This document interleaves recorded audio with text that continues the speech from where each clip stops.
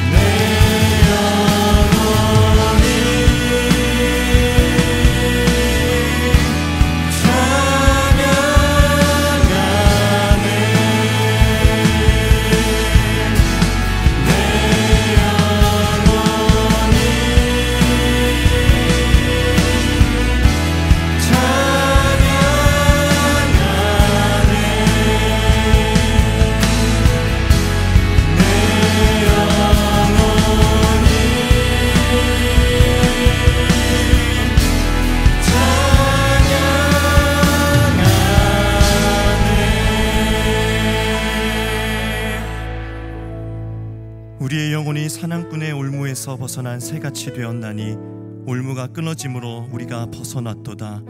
우리의 도움은 천지를 지으신 여호와의 이름에 있도다. 아멘. 죄의 올무에서 우리를 건지사 영원한 자유를 주신 하나님의 은혜를 찬양합니다. 오직 우리의 생명과 도움이 세상을 지으신 하나님의 이름에 있음을 고백하며 예배 드리오니 이곳에 임재하신 주님만 홀로 영광 받아 주시옵소서. 예수님의 이름으로 기도합니다. 아멘. 사도들의 가르침을 이어받은 사도신경을 공동체 신앙 고백으로 올려드리겠습니다.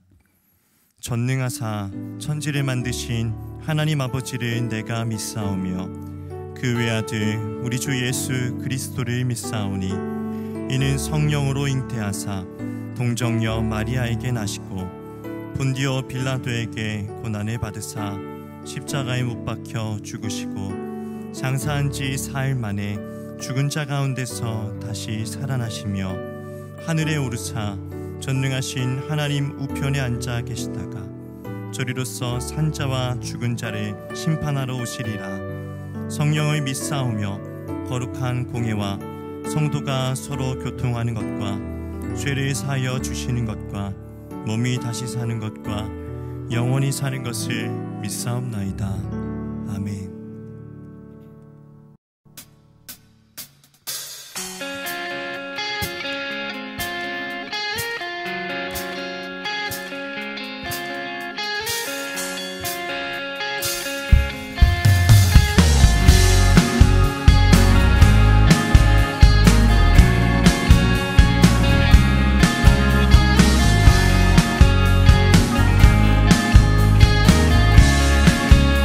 주의 사랑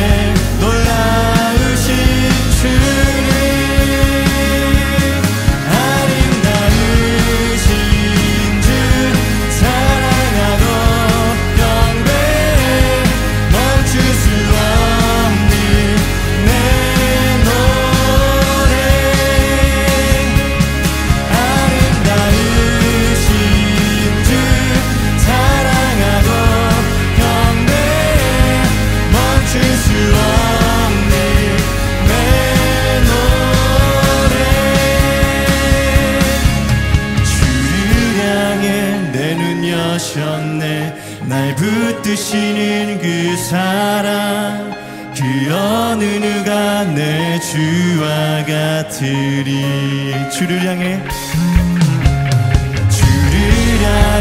내 눈 여셨네. 날 붙드시는 그 사랑, 그 어느 누가 내 주와 같으리. 아름다우신 주 사랑하고 경배해 멈출 수 없는 내 노래.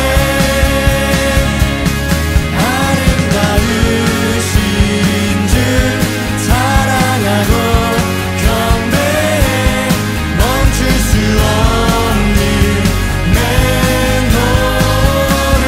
내 영혼 노래, 내 영혼 노래, 내 영혼 노래. 아름다우신 주 노래하네. 내 영 노래하리, 내 영 노래하리, 내 영 노래하리, 내 영 노래하리. 예수님께. 할렐루야. 우리의 찬양받기 합당하신 주님, 주님 홀로 영광 받아주시옵소서. 아멘.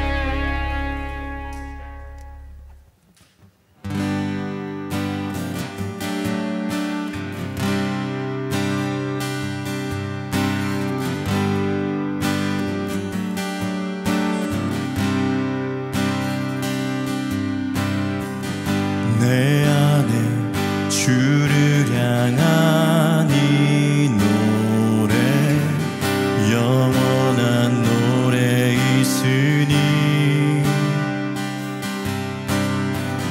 날 향한 주님의 크신 사랑, 영원히 찬양하리라. 내 안에 주를 향한 이 노래, 영원한 노래 있으니. 날 향한 주님의 크신 사랑, 영원히 찬양하리라. 영원히 찬양하리라. 아름다우신 놀라우신 영원할 수 없는 사랑, 위대하신 하나님의 사랑, 영원히 찬양하리.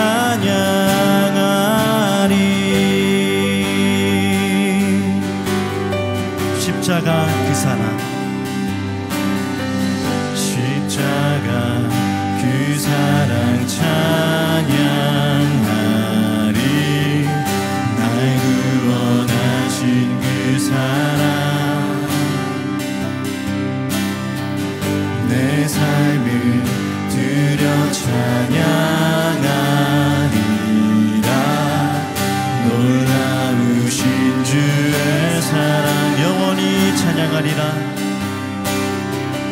영원히 찬양하리라. 아름다우신 놀라우신 영원할 수 없는 사랑, 위대하신 하나님의 사랑, 영원히 찬양하리라. 아름다우신 놀라우신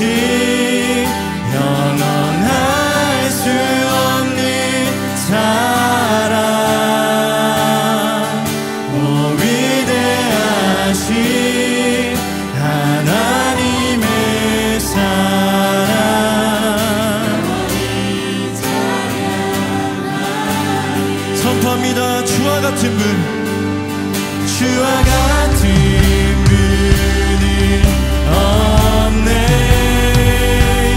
이 세상 그 누구도 주와 같은 분은 없네. 누구도 비길 수 없네. 주와 같은 분이 없네. 이 세상 누구도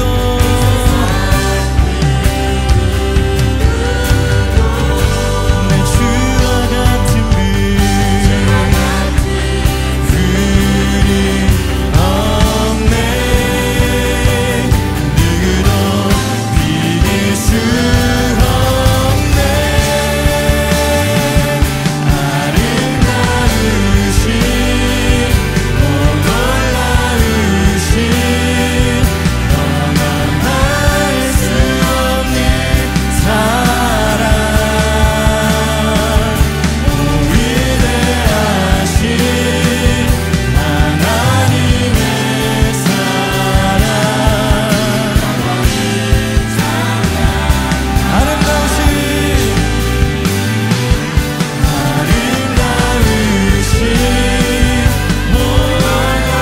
놀라우신 영원할 수 없는 사랑 오 위대하신 하나님의 사랑 영원히 우리의 목소리로만 고백합니다. 아름다우신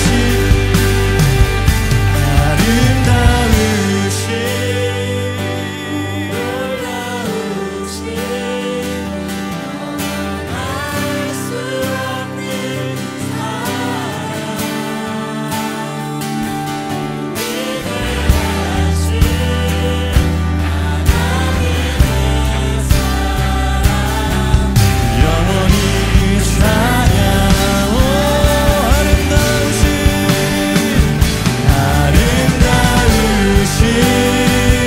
오 놀라우신 영원할 수 없는 사랑 오 위대하신 하나님의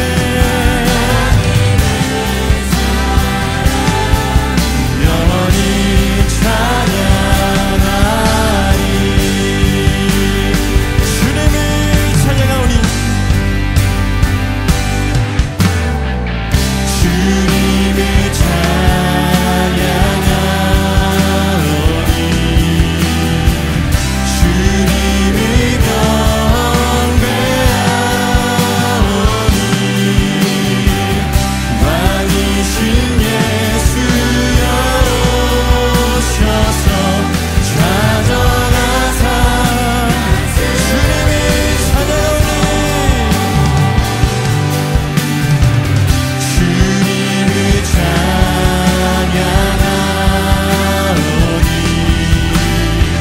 주님을 경배하오니 왕이신 예수여 오셔서 좌정하사 다스리 주님을 찬양 주님을 찬양하오니 오 주님을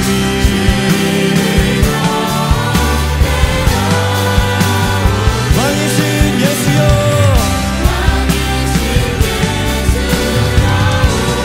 오셔서 좌정하사 다스리 왕이신 예수여 왕이신 예수여 오셔서 좌정하사 다스리소서 왕이신 예수여 왕이신 예수여 오셔서 좌정하사 다스리소서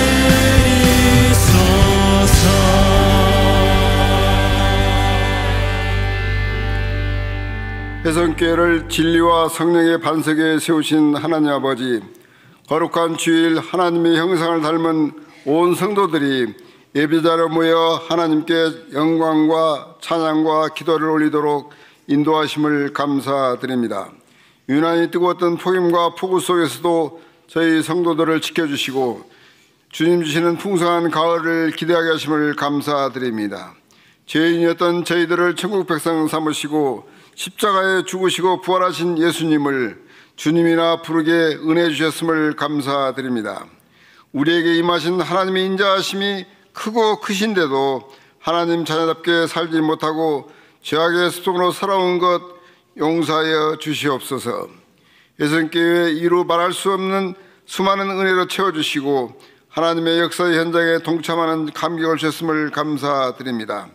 이곳에서 우리의 예배를 받으시고 우리의 기도를 들어주셨음을 감사드립니다. 땅끝까지 복음 전한 주님의 명령을 지키기에 복음이 척박한 세계 현지에 있는 모든 인간들이 하나님의 말씀의 대상이라는 선교 사명을 감당할 수 있도록 선교사를 파송하게 하심을 감사드립니다. 차세대 자녀들의 주일학교 교육을 통하여 양육받으며 믿음의 연결자로 세워져 옴을 감사드립니다.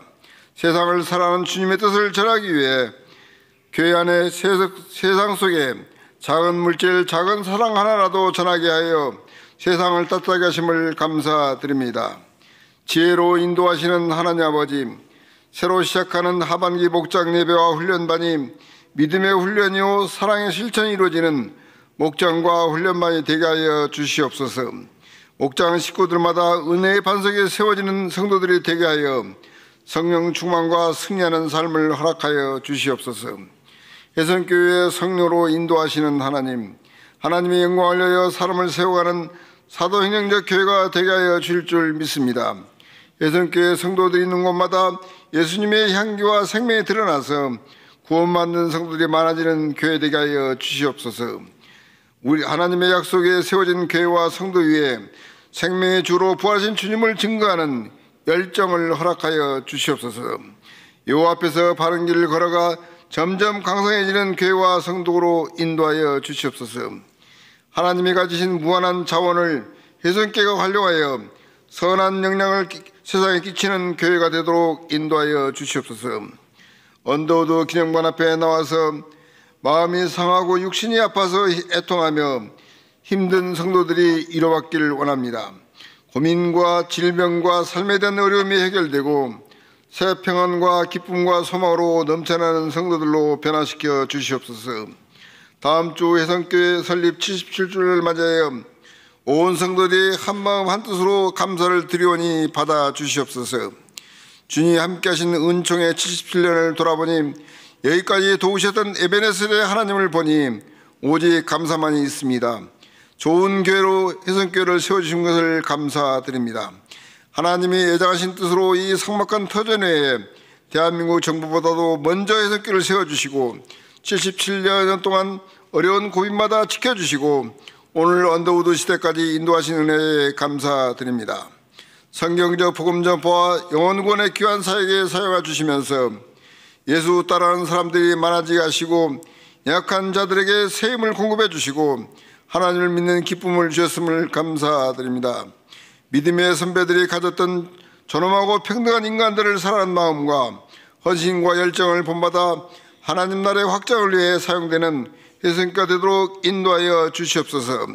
지금까지 인도하신 혜성교회 전통과 은총을 이어받아 복음의 열매, 사랑의 열매, 십자가의 길을 충실히 감당하는 혜성교회로 인도하여 주시옵소서. 77주년 된 우리 교회의 부흥의 역사를 이루기 위해서 부흥회를 드리게 됨을 감사드립니다. 복음이 함께하는 삶으로의 변화를 통해 성도들이 믿음에 견고해지고 교회가 부흥하는 역사를 주셨음을 감사드립니다. 부흥의 말씀과 기도의 시간을 사모하게 하시고 특별히 간구하는 기도의 제목들이 응답받는 귀한 시간 되게 하여 주시옵소서. 강사 더 사랑의 교회 이인호 목사님에게 말씀의 권능을 주시고 말씀을 준비할 때나 선포할 때 함께 하셔서 은혜를 사모하는 성도들에게 생수와 같은 진리의 말씀이 선포되어 성령의 폭발이 일어나는 감동을 줄 믿습니다. 목사님을 통하여 주시는 뒤에서 받은 은혜, 두려워 말고 믿기만 하라. 기도하면 한결 뛰어넘는다는 생명의 메시지가 선포될 때 하늘에서 내리는 하나님의 말씀으로 영적 목마름이 해결되는 우리들의 간증으로 변화되는 은혜를 줄 믿습니다. 예수님께 성도들 위해 말씀과 성령으로 생명을 인도하시는 담임 목사님, 안식월 동안의 영적 진보와 학문적 연구 발전과 육적 건강을 돌보게 하심을 감사드립니다. 이제 다시 주의 성령으로 강하게 붙들어 주셔서 주님의 권세 있는 말씀 전할 때마다 예수님의 표적과 기적이 나타나는 영적 리더가 되도록 인도하여 주시옵소서. 오늘 주시는 생명의 말씀 산소모로 보호받은 나그네라는 제목으로 정명호 담임 목사님이 선포하실 때에 하나님을 사랑하는 믿음으로 말씀을 받게 해주시고 또 그 말씀으로 감사가 넘치게 하며 산소망을 갖는 우리의 성도들로 변화시켜 주시옵소서. 이 시간 하나님 나라 찬양을 할렐루야 찬양대가 드립니다. 하나님 말씀과 찬양이 어울러져 하나님 영광 받아 주시옵소서. 여러 가지 모양으로 헌신을 담당하는 각 사역자들에게도 기쁨과 사랑을 주시옵소서. 풍성한 사랑으로 오신 예수님의 이름으로 기도합니다. 아멘. 오늘 우리에게 주시는 하나님의 말씀은 베드로전서 1장 3절부터 5절까지의 말씀입니다.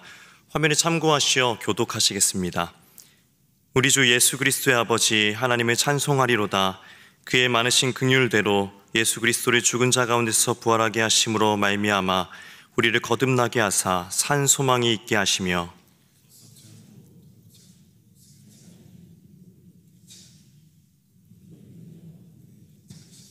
함께 읽겠습니다. 너희는 말세에 나타내기로 예비하신 구원을 얻기 위하여 믿음으로 말미암아 하나님의 능력으로 보호하심을 받았느니라. 아멘.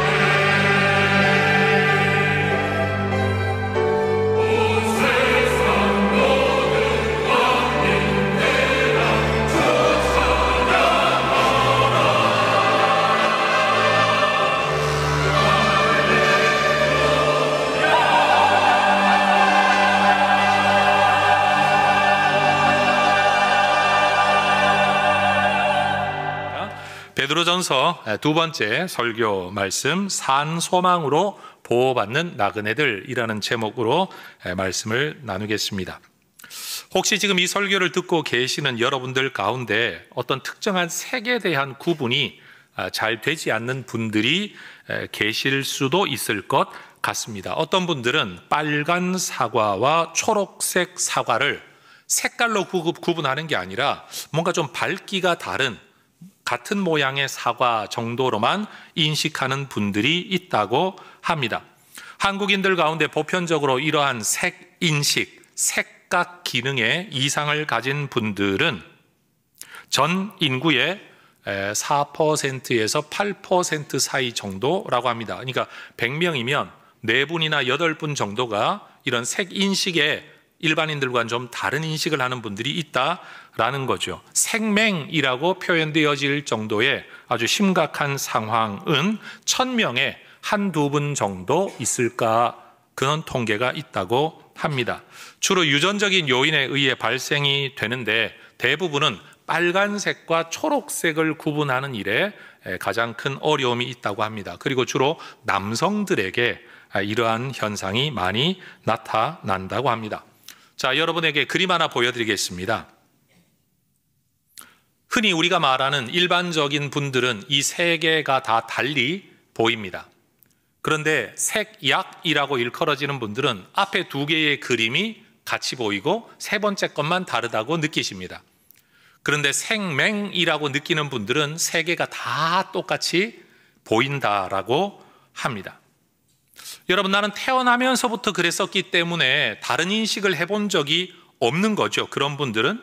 그래서 도대체 누군가가 말해주지 않으면 이게 이렇다라고 설명을 해주더라도 머리로는 이해가 되지만 내 눈에는 계속 그렇게 보이기 때문에 사실은 이건 특별한 계기에 특별한 검사를 받지 않는 이상은 내가 그렇다라는 것을 자각하기에 어렵습니다. 그런데 이러한 색각 기능에 대해 제가 지금 이야기하고 있는 이유가 있습니다. 저는 우리 인류가 가지고 있는 죄에 대한 개념, 인간이 살아가는 인생에 대한 개념, 이 세상에 대한 개념이 이것과 비슷하겠다라는 생각을 하게 됩니다.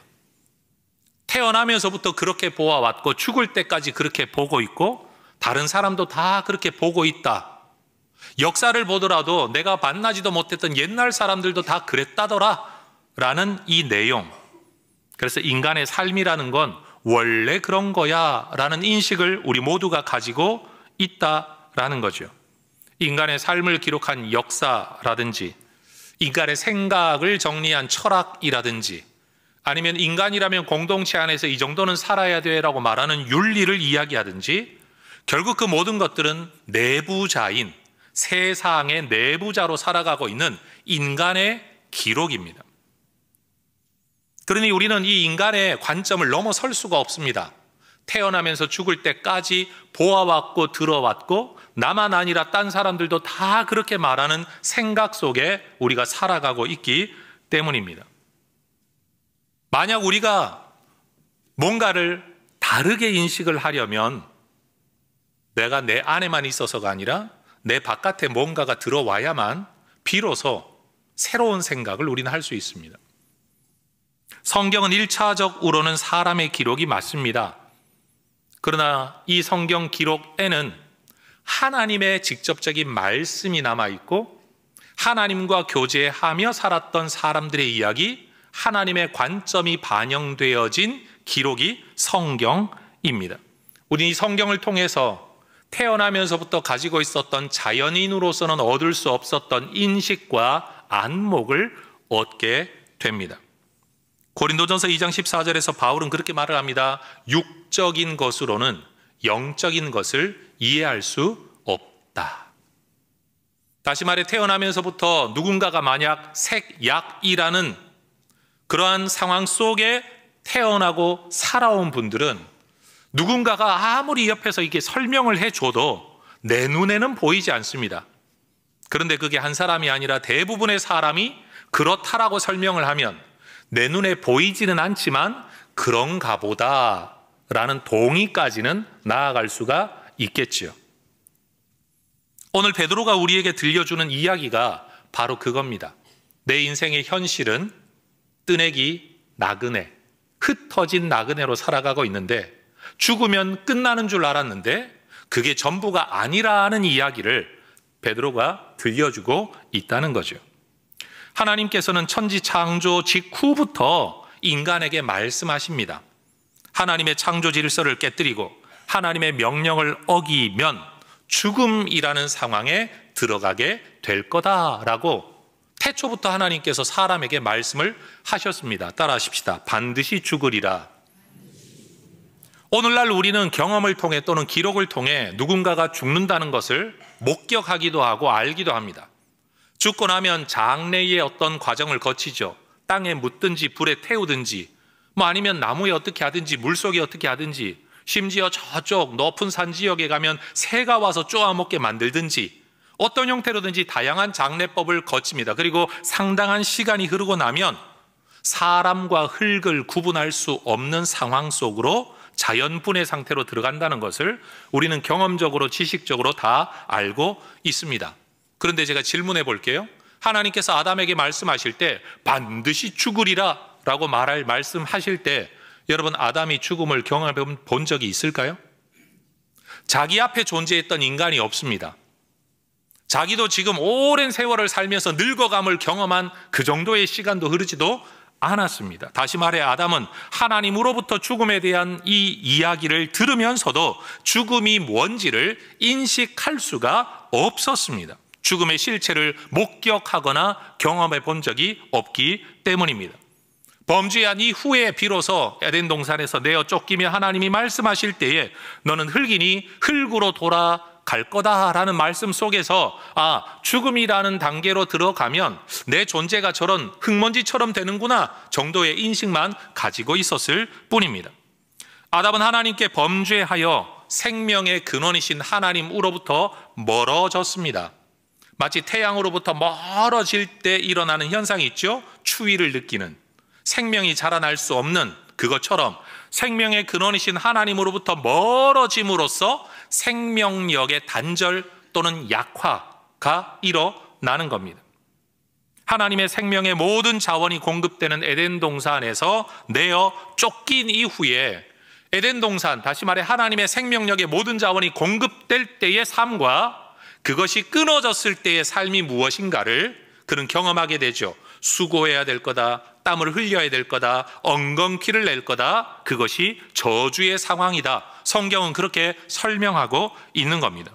그러니 여러분, 하나님이 말씀하신 죽음은 세 단계로 요약해서 우리가 설명할 수 있습니다. 첫 번째는 저주의 상황 속에서 살아가는 삶이에요. 두 번째는 육체의 죽음이죠. 세 번째는 영원한 죽음입니다. 이 모든 것들을 통틀어 우리는 죽음이라고 말을 하는 겁니다. 아담은 에덴 동산에서 내어 쫓겨 이 저주받은 삶을 먼저 살아야만 했습니다. 그리고 늙어갔죠. 그런데 그 과정에서 자기의 둘째 아들 아벨이 첫째 아들인 가인에 의해 죽임당한 것을 목격하게 됩니다. 눈으로 보는 육체적 죽음의 첫 번째 목격이 아벨의 죽음, 인류가 경험한 첫 번째 죽음인 겁니다. 결국 인간은 그렇게 세상을 살면서 이런 것이 삶이로구나, 이런 것이 죽음이로구나 라는 것들을 시간 속에서 누적적으로 경험해 갔을 겁니다. 바울은 하나님께서 아름답게 만드신 이 창조 세계 안에 사람으로 인해 죄가 들어왔다, 그리고 그 죄로 인해 죽음이 들어왔다라고 기록을 합니다. 따라하십시다. 사람 때문에 죄가 들어오고 죄 때문에 죽음이 들어왔습니다. 하나님이 원래 만드셨던 창조 세계 안에 이것은 없었습니다. 그런데 인간으로 말미암아 이런 일이 일어난 겁니다. 죄는 창조 세계의 질서, 조화, 아름다움을 깨뜨렸습니다. 그리고 질서, 조화, 아름다움이 깨어진 상태에서의 삶이 곧 죽음의 삶이었습니다. 과학적으로 보더라도 모든 생물은 DNA 복제 과정에서 세포의 노화를 겪으며 결국은 죽음에 이르게 됩니다. 사도 바울은 로마서 8장에서 피조물이 허무한데 굴복한다, 허무함. 썩어짐에 굴복할 수밖에 없다. 썩어짐의 종노릇 할 수밖에 없다라고 이미 이 사실을 언급했습니다. 여러분, 우리의 생명력이 약화되어지면 몸에는 이상 증상이 나타납니다. 이전에 없었던 증상이죠. 이전에는 생명력이 제대로 작동할 때의 몸 상태하고 생명력이 제한되어질 때의 몸 상태가 다른 겁니다. 왕성하게 심장이 작동할 때와 심장 기능에 이상이 있을 때, 위가 왕성하게 제 역할을 할 때와 그렇지 못할 때, 간이 생명력으로 충만할 때와 그렇지 못할 때, 피부의 탄력성과 여러분 피부의 모습이 생명력으로 충만할 때와 그렇지 못할 때, 우리는 이것들을 경험하며 살아갑니다. 이걸 우리는 질병이라고도 말을 하고 노화라는 형태로도 말을 하는 거죠. 우리 인류는 이런 삶을 역사 속에 살아왔습니다. 태초의 아담 이후로 지금까지 모든 사람들이 이러한 증상과 현실 속에 살다 보니 우리는 이런 삶을 당연한 것으로 인식합니다. 삶은 원래 그래. 사는 건 원래 그런 거야. 세상은 원래부터 그랬어. 세상의 모든 것에 죽음이 있고 소멸이 있다가 보니 우리는 이것을 당연한 것으로 받아들이는 겁니다.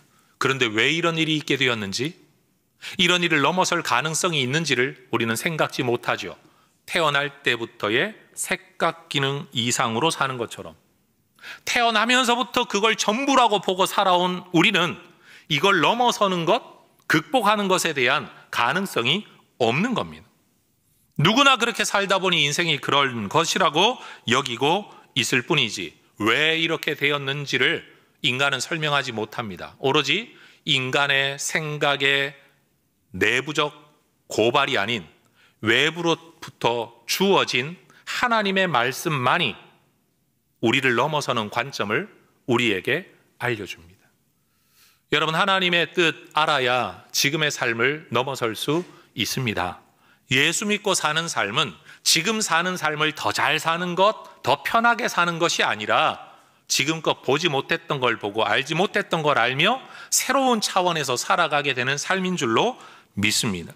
그러니 여러분, 사람들은 이러한 원리가 작동되어지는 인생의 모든 모습들을 이걸 인생의 법칙인 것처럼, 자연의 법칙과 진리인 것처럼 여깁니다. 그러나 어떤 죽음의 양상이든 죽음이라는 것은 하나님의 생명력에서 끊어진 결과이다라는 것만큼은 우리가 성경을 통해 분명히 알아야 할 겁니다. 예수님의 십자가 죽음도 이러한 죽음의 법칙 아래에서 일어난 일입니다. 그런데 예수님의 부활은 이러한 죽음의 법칙, 세상의 법칙을 넘어서는 일이었습니다.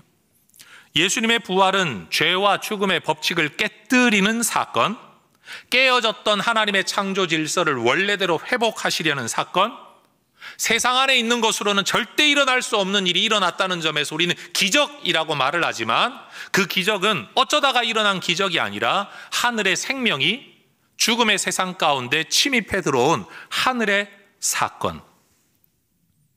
우리는 이 세상을 전부라고 여기고 살고 있지만 하나님 나라에는 이런 일이 일어난다. 하나님 나라는 이런 것이다라고 알려주는 사건이 바로 예수님의 부활 사건입니다. 그것은 세상의 절대적 질서를, 죽음의 질서를 절대화하지 아니하고 오히려 상대화하는 사건이었습니다. 누구나 피해갈 수 없는 절대적 상황이었는데 이것을 상대화, 무력화시켜버리는 일이 예수님의 부활 사건이라는 겁니다. 그러니 예수님의 부활 사건은 죄로 오염된 죽음이 지배하는 이 세상적, 물리적, 과학적 법칙이 전부인 줄 알고 살아가는 우리에게 이 땅의 질서와는 다른 질서가 있다. 이 땅의 능력과는 다른 능력이 있다. 이 땅의 존재 양상과는 다른 존재 양상이 있다라는 것을 알려주는 계시적 사건이라는 겁니다. 바울은 로마서 6장 9절에서 이러한 삶을 일컬어 사망이 주장하지 못하는 삶이라고 표현을 하는 겁니다. 따라하십시다. 사망이 주장하는 삶. 다시요. 사망이 주장하지 못하는 삶. 그렇죠. 우리 인류는 사망이 주장하는 삶을 살아가고 있죠. 생명력의 단절 속에 죽음과 죽음의 증상이 나타나서 결국은 다 소멸되어져야 되는 사망의 법칙 속에 우리는 살아가고 있는 겁니다. 누구 한 사람도 예외가 없습니다. 시간을 몇 년 길게 할 수 있을런지 몰라도, 과학의 발달로 이것이 10년, 20년이 늘어날는지는 몰라도 이 법칙 자체를 넘어설 수 있는 사람은 아무도 없습니다. 그런데 예수님은 이 사망이 주장하지 못하는 대상과 삶이 있다는 것을 우리에게 보여주시는 겁니다.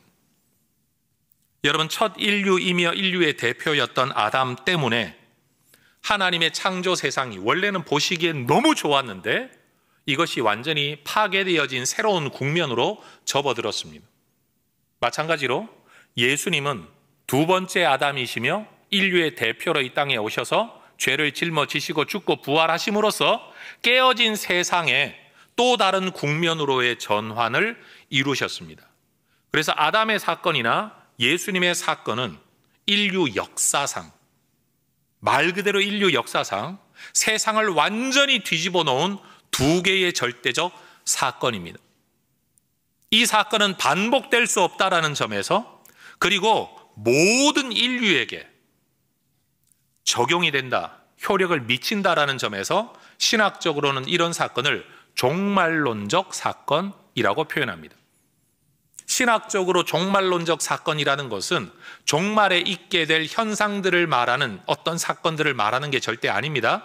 세상 마지막 날이 되면 전쟁이 있을 거야, 전쟁에 소문이 있을 거야, 지진이 있을 거야, 기근이 있을 거야, 아닙니다. 그건 그냥 종말의 징조일 뿐이고, 종말론적 사건이라고 칭하는 것은 두 번 반복될 수 없고 한 사건이 인류 전체에게 영향을 미치게 되는 사건을 의미하는 거예요. 그러니까 아담의 사건도 종말론적 사건이고 예수님의 십자가 죽음과 부활도 종말론적 사건이 되는 거죠. 이것을 또 다른 언어로는 새 창조의 사건이라고 부르기도 합니다. 여러분, 그래서 베드로는 우리의 구원을 위해 이런 예수님을 보내어 주신 하나님을 찬양하죠. 그게 3절의 시작입니다. 하나님을 찬양하리로다, 찬송하리로다. 여러분, 시편을 보면 이런 표현은 굉장히 자주 반복되어집니다. 유대인들의 전통적인 찬양 고백의 형태 문장이지요. 그런데 베드로는 여기에 뭘 더하는가 하면 우리 주 예수 그리스도의 아버지이신 그 하나님을 찬양해야 된다라고 말합니다. 여기서 유대교와의 차이가 일어나게 되는 거죠. 사람들은 이렇게 말을 합니다. 만약 절대자가, 유일한 절대자가 존재한다면 그분은 한 분일 거야. 그 절대자가 한 분이라고 한다면 기독교가 믿고 있는 하나님이나 온 세상의 종교가 믿고 있는 그들의 하나님도 결국은 절대자일 거기 때문에 이 하나님이나 저 하나님이나 다 똑같은 하나님이지 않을까? 라고 이야기를 합니다.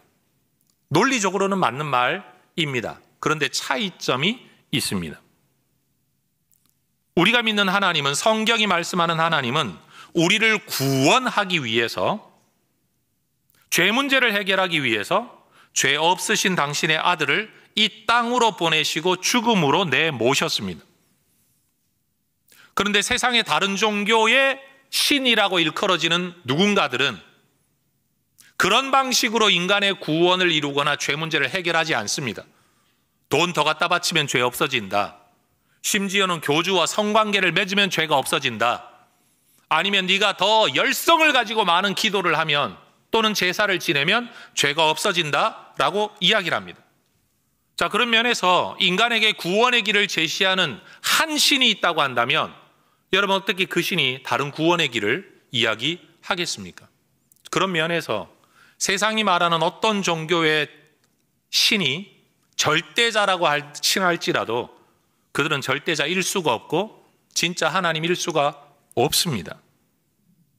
그렇기 때문에 어떤 하나님이 진짜 하나님인가를 알 수 있는 기준은 우리의 죄를 대신 짊어지시고 죽임당하신 예수님, 그리고 부활하신 예수님이 이분이 하나님이다, 이분이 창조주다, 이분이 내 아버지다라고 말하는 그분이 진짜 하나님인 거죠. 제 표현을 다시 하겠습니다. 여러분, 우리가 진짜 하나님을 찾아간다고 해서 진짜 하나님을 만날 수 있는 게 아니라 우리의 구원을 위해 자기의 목숨을 내어주신 예수님이 이 땅에 오셨고, 그 예수님이 이분이 하나님이라고 말하는 그 하나님이 우리가 믿고 따라가야 될 하나님인 줄로 믿습니다. 우리는 하나님을 인식하지 못합니다. 색각기능 이상자들처럼 말이에요. 신처럼 보이는데 사실은 신이 아닌 거예요. 신인 줄 알았는데 신이 아닌 거예요. 그렇게 인류는 살아왔어요. 그런데 하나님이시고 하나님의 아들이신 예수님이 오셔서 인간 세상 안에서가 아니라 인간 세상 밖에서 인간 세상 안으로 들어오셔서 진짜 하나님이 누구인가를 우리에게 알려주신 거죠. 내 눈으로는 여전히 보이지 않아요. 그런데 보시는 그분이 하나님이다 라고 말씀해 주심으로 우리가 비로소 하나님을 알 수 있게 된다라는 겁니다. 여러분, 그래서 유일하신 이 한 분 하나님을 믿을 수 있도록 이 예수님을 우리에게 보내시고 그 예수님이 믿을 수 있는 분이라는 사실을 알려주시기 위해 십자가의 죽음과 부활의 사건을 일으키신 이 일이야말로, 이것을 믿는 믿음이야말로 우리에게 산 소망이 됩니다. 그게 바로 3절이 말하는 거예요. 따라 하십시다. 산 소망. 소망은 단순히 미래에 이루어지기를 원하는, 희구하는, 염원하는 것 정도가 아닙니다. 이 소망은 근거가 있죠. 그래서 산 소망이에요. 능력으로 작용합니다. 효과가 있습니다. 올바른 소망입니다. 그래서 산 소망입니다.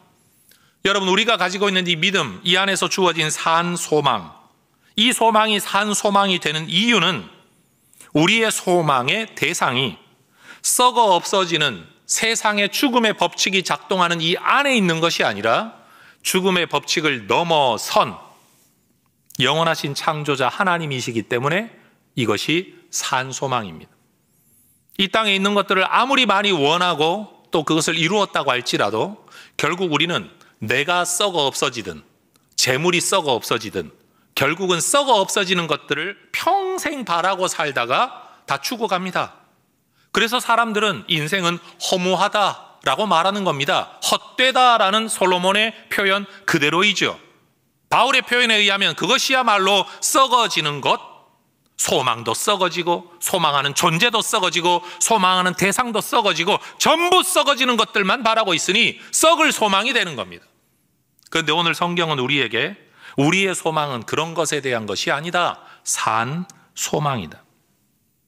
영원하신 창조주 하나님에 대한 소망이기 때문에 산 소망이고, 우리의 소망의 내용이 세상에 썩어질 것에 대한 게 아니라 썩어지지 아니하시는 하나님이 우리에게 약속하신 것, 그 하나님의 능력을 믿기 때문에 이게 산 소망인 겁니다.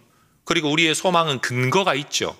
일어나지도 않은 걸 나 혼자 기대하는 게 아니라 그 긍휼을 가지고 예수를 죽음에서 부활케 하신 이 근거 있는 일이 우리에게 이루어지기를 기대하기 때문에 이게 근거 있는 소망, 산 소망이 되는 겁니다. 여러분, 예수님의 부활이 우리에게 산 소망이 되는 이유는 예수님을 다시 살리신 하나님의 긍휼이 여전히 우리에게도 베풀어져서 그 긍휼로 예수님을 살리신 것처럼 그 긍휼로 우리를 거듭나게 하신, 부활이라는 말을 여러분 다른 단어로 바꾸면 거듭난 거 아닙니까?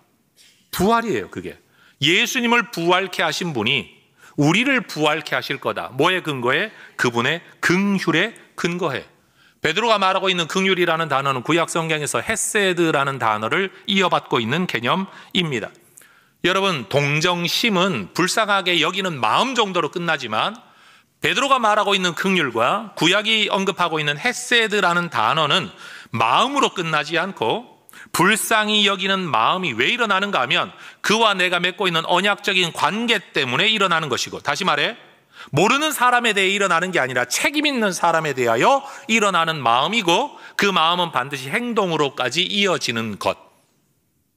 그래서 마음과 행동이 이어지는, 관계가 이어진 이 세 가지가 다 이어지는 단어가 긍휼과 헤세드라는 단어입니다. 바로 이러한 긍휼, 이 헤세드 때문에 하나님은 우리에게 무언가를 행하신다. 그게 뭐냐? 거듭나게 하신다. 거듭나게, 부활하게, 다시 살게 하신다는 겁니다. 그런데 여러분, 우리는 거듭남이라는 단어를 쓰면 이 단어도 세상 속에서 이미 오염되어져 있죠. 누군가가 좀 좋지 않은 일을 하다가 이제는 난 그 일에 손 끊었습니다, 다시는 하지 않습니다, 그러면 어이구 거듭나셨군요 라고 우리는 흔히 말합니다.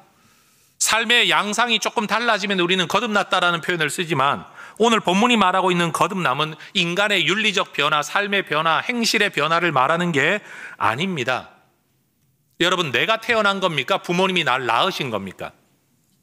대답을 요구하겠습니다. 대답하십시오. 모르시면 대답 안 하셔도 됩니다. 여러분, 내가 태어난 겁니까? 하나님이 나를 낳으신 겁니까? 죄송합니다, 부모님이 나를 낳으신 겁니까? 그렇죠. 거듭남이라는 건 내가 행하는 뭔가가 아니라 하나님이 나를 낳으신 겁니다. 하나님이 나에게 새 생명을 주신 겁니다. 이게 거듭남입니다. 특별히 베드로전서 1장 23절을 보면 이것은 인간의 뭔가를 통해 일어나는 일이 아니죠. 썩지 아니할 씨, 살아있는 하나님의 말씀으로 이루어지는 일이라고 말해요. 샘 스톰즈라는 성경학자가 이런 말을 했습니다. 우리가 거듭나 그리스도를 믿게 된 것은 하나님의 많으신 긍휼의 열매입니다. 은혜는 죄인을 유죄로 여기는 반면 긍휼은 죄인을 비참하다라고 여깁니다. 긍휼은 우리 죄의 결과와 부패가 드러날 때 우리에 대해 하나님의 마음에서 일어나는 반응, 그게 긍휼입니다. 우리는 가련하고 애처로우며 죄가 우리를 몰아넣은 상태에서 탈출할 힘이 없습니다. 풀어 설명하면 세상의 법칙을 넘어설 힘이 우리 안에는 없다라는 거예요. 이런 우리를 하나님이 긍휼히 여기셔서 이 죄의 법칙을 넘어서는, 죽음의 법칙을 넘어서는 생명을 우리에게 주셨다, 그리고 주실 것이다. 이게 바로 예수님의 사건을 통해 일어났다는 것이고, 그래서 이것을 알고 이것을 믿는 것이 우리에게는 산 소망이 된다라고 말하는 겁니다. 여러분, 예수님의 부활이 우리에게 산 소망이 되는 이유는 하나님께서 우리에게 주시려는, 이 땅에 썩어 없어질 것이 아닌 무언가를 주려고 하는 inheritance, 유업, 상속받는, 기업이라고도 일컬어지는 무언가가 어떤 성격의 것이냐. 4절을 보면 썩지 않고 더럽지 않고 쇠하지도 않는. 왜 이 유업을 이렇게 다양한 표현으로 쓸까요? 베드로의 이러한 표현은 다각적인 의미를 담고 있습니다. 썩지 않는다. 헬라어에서 아라는 단어 붙으면요, 이 부정의 의미가 있거든요. 프타르토스, 죽음과 부패로부터의 보호. 더럽지 않은 미안토스, 도덕적인 부정이나 내부적인 변질로부터의 보호. 쇠하지 않는 마란토스, 자연과 시간으로부터의 보호. 다시 말하면 바깥에서 오는 어떤 세력으로 인하여 오염되지 않고 내부에서 일어나는 부정으로도 오염되지 아니하고 시간이 흐른다고 해서 오염되지 않는 그 무엇을 하나님이 우리에게 주신다는 거예요. 여러분, 이 세상에 있는 모든 것이 부패하고 변질되는 죽음의 법칙 아래 있습니다. 여러분, 그렇게 이뻤던, 그렇게 멋졌던 배우자, 여러분 지금 쳐다보면 가슴이 뛰십니까? 나이가 들어 배우자를 쳐다보고도 가슴이 뛰면 심장 이상이랍니다. 우스갯소리들 그렇게 하죠. 여러분, 그렇게 이뻤지만 너무 오래 보다가 보면 감동이 적고 변해가는 모습 속에서 감동이 적습니다. 사랑도 약속도 그렇게 우리는 다 부패해져 가고 변질되어져 갑니다. 왜냐하면 이 세상의 삶 자체가, 인간성 자체가 죽음의 죄에 오염되어져 있기 때문에 그렇습니다. 그런데 우리가 받을 유업은, 하나님이 우리에게 주시겠다는 그 선물은 하나님의 영원한 질서와 생명이 작동하는 하늘나라에 보관되어 있어서 변질이 안 됩니다. 외부로부터도 변질이 안 되고 내부로부터도 변질이 안 되고 시간이 흐른다고도 변질되지 않는 것, 이걸 설명하기 위해 하늘에 간직하신 것이라고 말씀합니다. 여러분, 세상에 있는 내 미래를 위하여 여러분 준비하는 모든 자산들은 변질됩니다. 화폐같이 달라지죠? 주식같이 달라지죠? 부동산 가치 달라지죠? 여러분, 모든 것들이 달라집니다. 여러분, 금이 변하지 않는다라고 말하긴 하지만 그래 봐야 돌덩이일 뿐입니다. 여러분, 언젠가는 다 변합니다.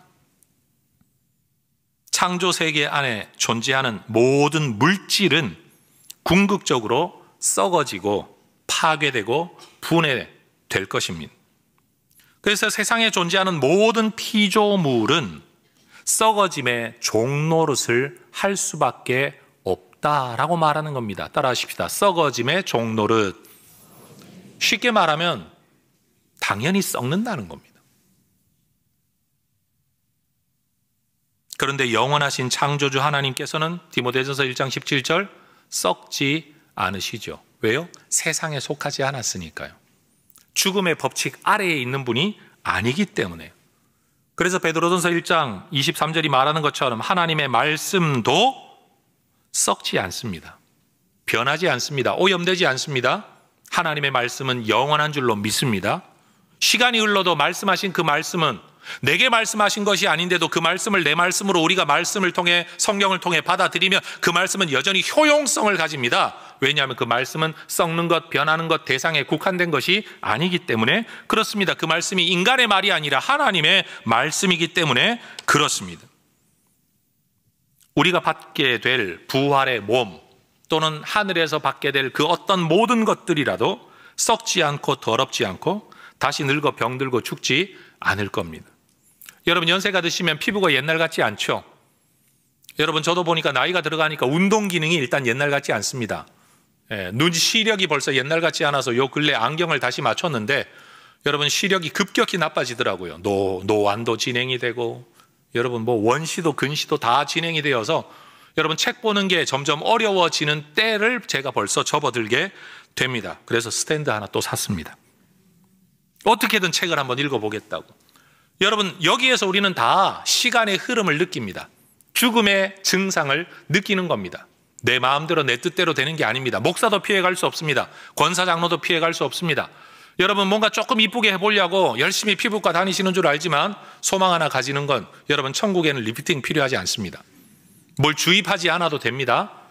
여러분 우리가 천국에 가면 몇 살 나이로 돌아갈까요? 생각 안 해보셨나요?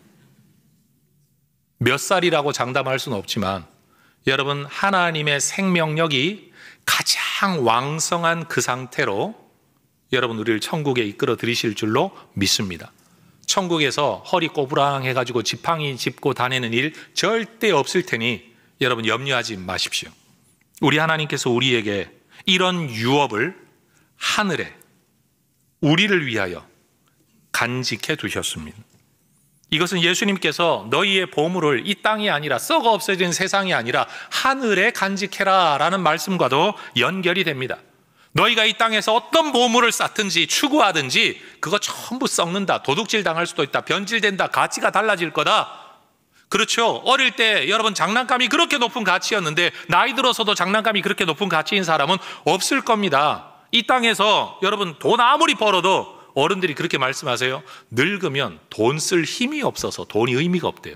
성경은 여러 곳에서 우리가 받게 될 하늘의 유업이 있다는 것을 정말 많이 말씀하고 있습니다. 여러분 그런데 또 하나 중요한 오늘 본문의 구절은 예수님의 부활이 우리에게 산 소망이 되는 이유가 뭐냐 하면 우리가 받을 유업만 그렇게 변질되지 않고 하늘에 잘 간직하신 게 아니라 그 유업을 받을 우리도 이 땅에서 하나님이 보호하신다는 겁니다. 말세에 나타내기로 예비하신 그 구원을 얻을 때까지 하나님의 능력으로 보호하신다. 따라하십시다. 하나님께서 나를 보호하십니다. 하나님은 우리가 상속받을 유업만 지키시는 분이 아니라 그 유업을 받을 우리도 지키십니다. 우리는 하늘의 유업을 받을 수 있을지 없을지 고민할 필요가 없습니다. 왜냐하면 여러분 지금 우리가 여기 믿는 자로 존재하게 된 이유가 내 믿음 때문이 아니라 나를 긍휼히 여기신 하나님의 은혜 때문에 이 자리에 와 있는 것처럼 여기서 내가 어떻게 저기까지 가나 고민할 이유가 없는 건 여기서 거기까지 가는 것도 저기서 여기까지 나를 인도하신 하나님이 거기까지도 인도하시고 지키실 거라는. 그래서 여러분 미래가 불확실할 때마다 우리는 과거를 돌아봐야 됩니다. 내가 하나님 만난 게 내가 믿고 싶어서 알고 싶어서 그렇게 했을 때인가? 아니지. 아무것도 모를 때 하나님이 나를 만나게 하셨지. 누구를 통해 듣게 하셨지. 그냥 믿어지게 하셨지. 내 안에 믿음이 생겨나게 하신 하나님. 여러분 그것처럼 여러분 세상 마지막 날까지 하나님이 우리를 지키실 줄로 믿습니다. 여러분 유업의 온전함을 염려할 이유가 없죠? 하늘에 보관되어 있기 때문에. 마찬가지로 유업을 받을 때까지 내가 인내하고 지킬 수 있을까 고민할 필요가 없습니다. 하나님이 우리를 지키실 것이기 때문입니다. 왜 이런 일이 일어납니까? 딱 한 가지입니다. 5절 믿음으로 말미암아 이런 일이 일어납니다. 이 믿음은 지식을 말하는 게 아닙니다. 하나님과 하나님이 행하신 일, 하나님의 말씀에 대하여 인정하고 존중하는 우리의 반응과 태도, 그게 믿음입니다. 여러분, 저도 나이가 들면서 하나님 앞에 이렇게 기도하기 시작한 게 하나가 있습니다. 그게 뭔가 하면, 하나님, 내가 나이가 들었을 때 노화가 일어나고 병드는 건 어쩔 수 없는데 피할 수 없는 일이잖아요. 죽을 때까지 20대의 몸으로 유지하게 해주세요. 이런 기도는 해봐야 응답이 안 돼요, 여러분. 그런데 제가 걱정하는 건 목사가 나이가 들었는데 치매나 이런 게 생겨서 야, 예수가 누구냐? 이런 말을 하게 되는 건 뭘로 봐도 좀 좋지 않아 보여서 하나님, 그런 상황은 피할 수 있게 해주십시오라고 기도합니다. 근데 누군가 언젠가 우리 권사님들하고 제가 그런 이야기를 나누니까 권사님이 굉장히 진지하게 질문을 하시더라고요. 목사님, 나 치매 걸려가지고 혹시나 예수 모른다 그러다가 죽으면 천국 못 가는 거 아니에요? 라고 질문을 하시더라고요. 제가 대답을 드릴게요. 여러분, 질병에 걸려서 뇌 기능에 이상이 와서 인식 기능에 이상이 와서 하는 헛소리는 여러분 정상적인 상황에서의 인격적인 믿음 그리고 구원에 효력을 끼치지 못합니다. 그러니 그런 상황이 안 생기면 좋겠다라는 건 우리의 소망이죠. 근데 그런 상황이 생긴다고 하더라도 우리의 구원은 절대 흔들리지 않습니다. 여러분, 하나님께서 우리를 지키신다는 건 늙지도 않는다, 정신 또렷하게 해줄 거다, 이런 해석이 아니라 그런 것 때문에 내가 너한테 준 구원이 생겼다가 없어졌다가 줬다가 뺏었다가 이랬다가 저랬다가 그런 게 아니다. 여러분, 우리 하나님은 변덕이 죽을 듯 하시는 분이 절대 아닙니다. 기분 좋았다가 나빴다가 하시는 분이 절대 아닌 겁니다. 여러분, 믿음의 방향성은 그래서 우리 자신을 향하는 게 아니라 늘 하나님을 향하는 것이어야 됩니다. 내 삶과 행동과 마음에 근거한 믿음은 계속 요동칠 수밖에 없습니다. 올라갔다 내려갔다 할 수밖에 없습니다. 어느 날은 믿음 좀 있는 것 같고 어느 날은 믿음이 하나도 없는 것처럼 느껴질 수밖에 없는 겁니다. 오늘 세례를 받는 분이 간증한 내용이 있잖아요. 여러분, 자기 자신의 생각은 왔다 갔다 했겠지만 하나님은 일정하신 겁니다. 한번 부르신 그분을 끝까지 기다리시고 끝까지 인도하시는 겁니다. 여러분, 내가 좀 믿음이 있는 것처럼 신앙생활 잘하는 것처럼 여기는 여기에다가 내 믿음의 근거를 두지 말고 하나님의 약속, 산 소망이 되는 그 약속, 거기에 우리의 믿음을 두시기를 축복합니다. 여러분, 우리는 지금 죽음의 법칙이 작동하는 세상을 살고 있습니다. 언젠가 우리는 죽을 겁니다. 우리의 모든 육체는 후패해지고 부패하고 썩어 사라지게 될 것입니다. 이게 과학이고 현실입니다. 눈에 보이는 확고한 진리 법칙입니다. 그러나 이 법칙은 최종적 법칙이 아닙니다. 잠정적 법칙일 뿐입니다. 이 부패와 죽음의 법칙은 창조의 본래 원리가 아닙니다. 죄의 결과로 나타난 임시적인 과정일 뿐입니다. 그것을 우리에게 가르쳐 주시기 위해 예수 그리스도의 십자가 죽음과 부활이 주어진 겁니다. 너희들은 그게 전부인 줄 알지? 원래 그런 줄 알지? 아니야. 그러지 않을 수 있어. 그러지 않은 길이 하나님께 있어. 그러지 않는 길이 예수님 안에 있어. 너희들도 그렇게 되지 않는다는 걸 예수님을 보고 너희가 믿어야 돼. 아니, 2000년 전에만 그러시지 말고 우리 시대에도 한 번 더 일으켜 주시죠. 제가 말하지만 그러면 종말론적 사건이 안 되는 거죠. 모든 인간에게 효력을 미쳐야 될 사건이 되어야 되는데 내가 못 믿겠다는 이유 때문에 똑같은 사건을 두 번 일으킨다. 그럼 여러분, 그 사건의 효력이 전 인류에게 미치지 않는다는 거잖아요. 있을 수 없는 일을 우리가 요구하는 거죠. 예수님의 부활은 단순한 기적이 아니라 인류의 운명을 바꾸는 하늘의 개입, 새 창조의 사건인 겁니다. 예수 부활은 모든 인류에게 새 생명의 길을 열어준 사건인 겁니다. 얼마나 감사합니까? 그러니 여러분, 이것을 믿을 때, 이것을 바랄 때 이 소망은 썩어질 세상의 것을 바라는 소망과는 다른 차원의 소망인 거죠. 그래서 산 소망인 겁니다. 주가 좀 오르는 소망, 여러분 이루어질 수는 있지만 얼마 지나지 않아 또 내릴걸요. 여러분 거기에 우리 인생을 걸면 여러분 우리 인생은 늘 롤러코스터일 수밖에 없는 겁니다. 일이 잘 되는 것 때문에 소망을 품는다고요? 일 안 될 때가 반드시 있을 겁니다. 그것은 우리의 영원한 소망이나 산 소망이 될 수 없는 겁니다. 여러분, 우리의 소망은 과거의 닻을 내리고 있죠. 근거하고 있죠. 예수님이 다시 살아난 부활의 사건이에요. 여러분, 우리가 가지고 있는 소망은 현재에도 유효합니다.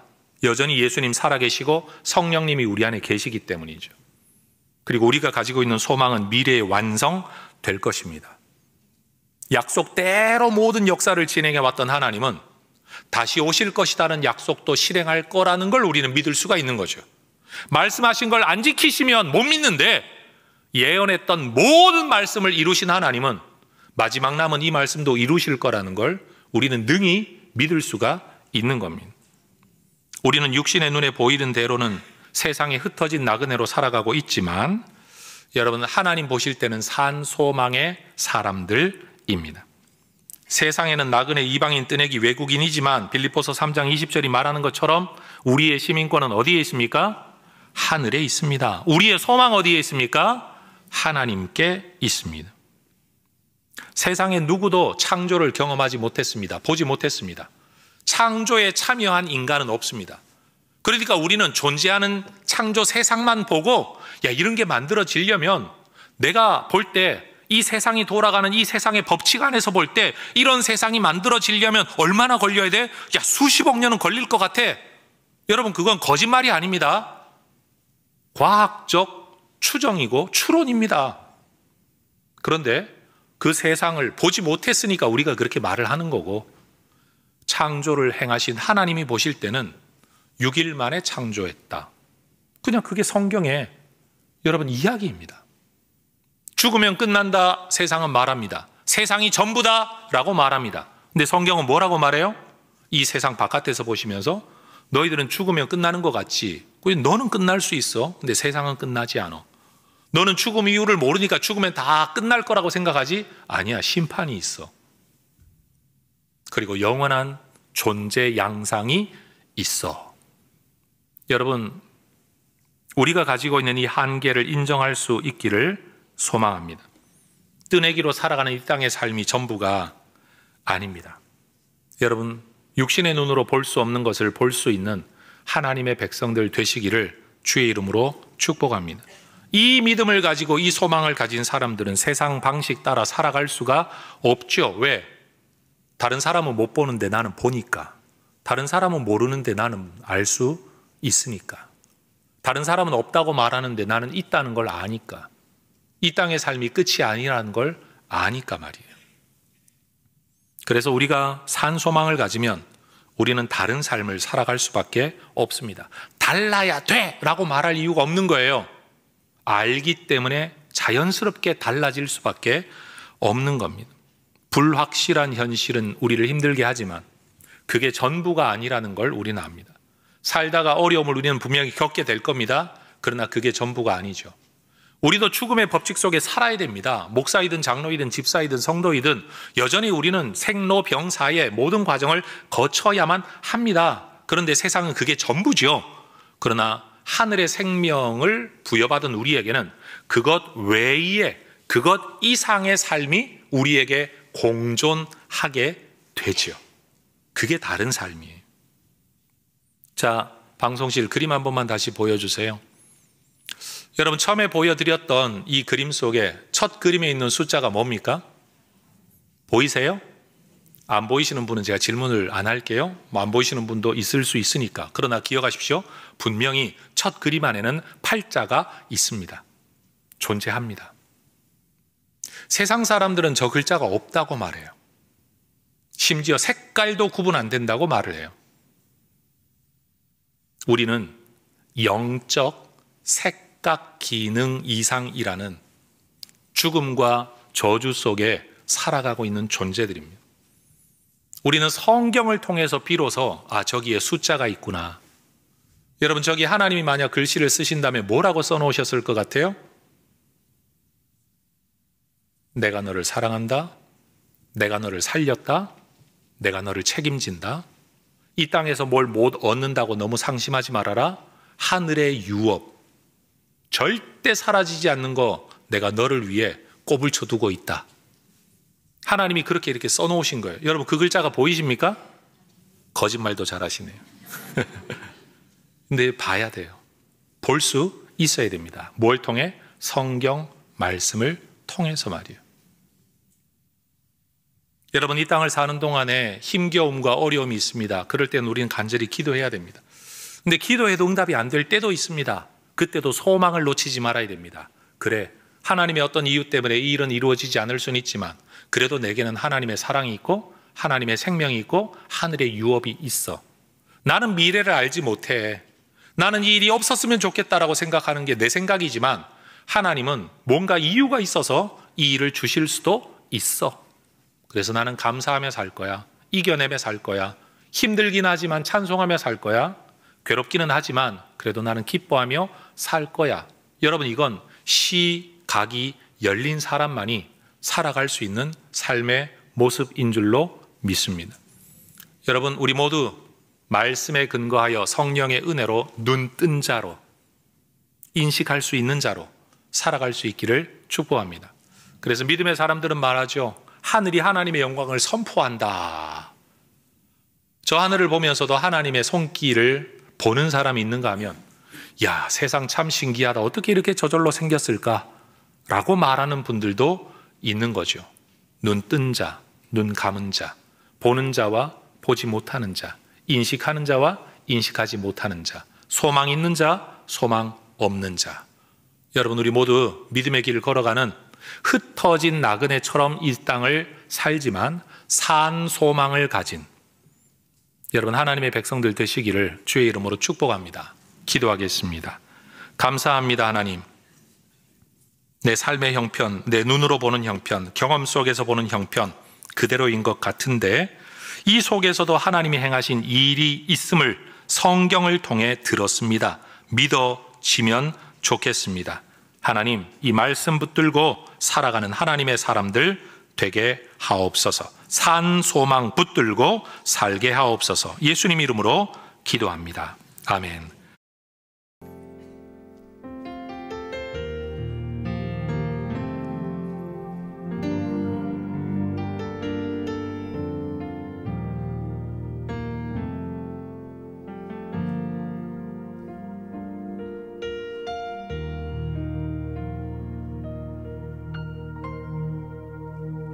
깊은 절망에 수렁 가운데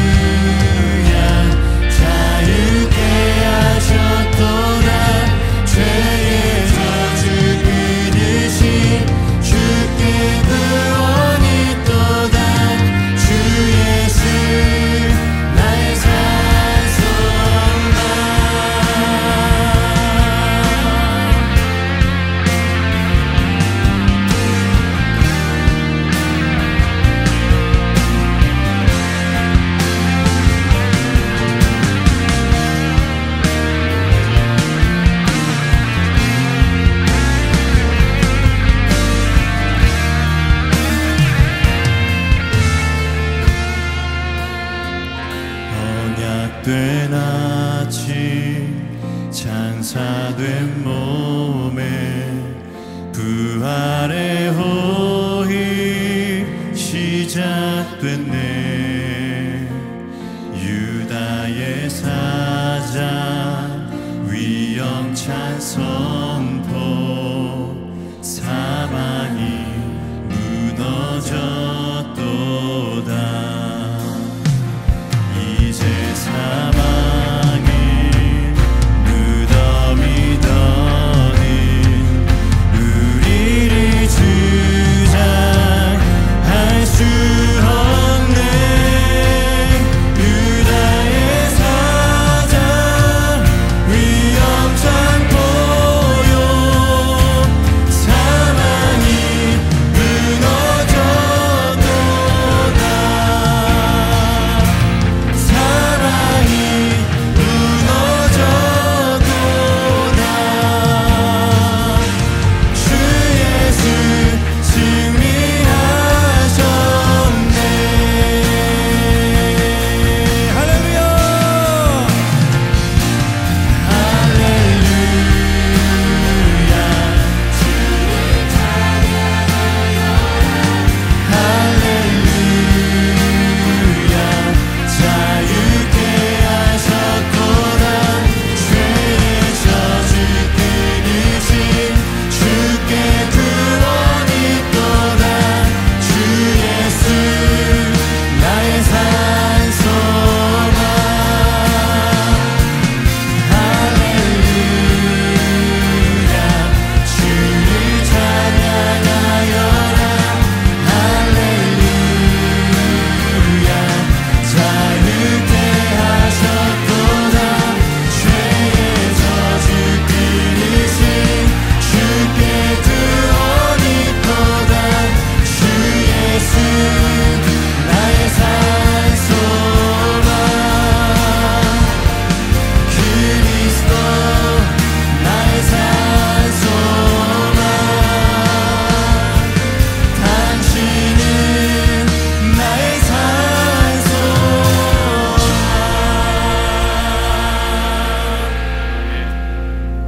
봉헌의 서양문 함께 고백하겠습니다. 우리를 영원한 죽음에서 건져내신 전능하신 하나님께서 내 삶과 소유의 주인이심을 고백합니다. 은혜로 채워주시는 모든 것들을 지혜로운 청지기로 바르게 사용하겠습니다.